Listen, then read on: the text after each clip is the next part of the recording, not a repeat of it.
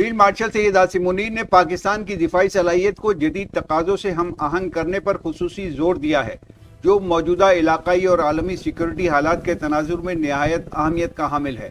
उनका मानना है कि किसी भी मुल्क की खुदमुख्तारी और इस्तेहकाम का दारोमदार उसकी मजबूत दिफाई सलाहियत पर होता है, और पाकिस्तान जैसे हसास जोग्राफियाई महल वक़ू रखने वाले मुल्क के लिए ये ज़रूरत मज़ीद बढ़ जाती है।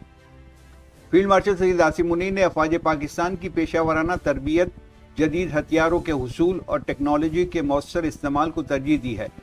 उनकी क़यादत में पाक फ़ौज न सिर्फ रिवायती जंगी सलाहियतों को बेहतर बना रही है, बल्कि साइबर वॉरफेयर, मसनूई जहानत और ड्रोन टेक्नोलॉजी जैसे जदीद शोबों में भी पेशरफ्त कर रही है। उनका वाज़ेह मौक़िफ़ है कि मुस्तक़बिल की जंगें सिर्फ मैदान जंग तक महदूद नहीं रहेंगी, बल्कि मालूमात, टेक्नोलॉजी और जहानत की बुनियाद पर लड़ी जाएंगी। इसके अलावा फील्ड मार्शल सैयद आसिम मुनीर दिफाई पैदावार में खुद इन्हिसारी को भी इंतहाई अहम समझते हैं।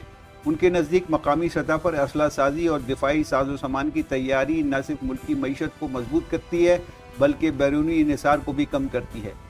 इसी सोच के तहत पाकिस्तान ने अपने दिफाई इदारों और सनतों को जदीद खतूत पर उस्तवार किया है।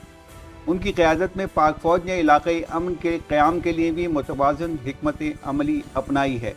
जहाँ एक तरफ मजबूत दिफाई तैयारी जारी है, तो दूसरी जानिब सिफारती कोशिशों को भी अहम समझा जा रहा है। फील्ड मार्शल सैयद आसिम मुनीर का ये विजन वाज़े करता है कि पाकिस्तान एक जिम्मेदार और ताकतवर रियासत के तौर पर अपनी दिफाई सलाहियतों को बेहतर बनाकर न सिर्फ अपने मफादात का तहफ़्फ़ुज़ करेगा, बल्कि ख़ित्ते में अमन व इस्तेहकाम के लिए भी अहम तरीन किरदार अदा करेगा।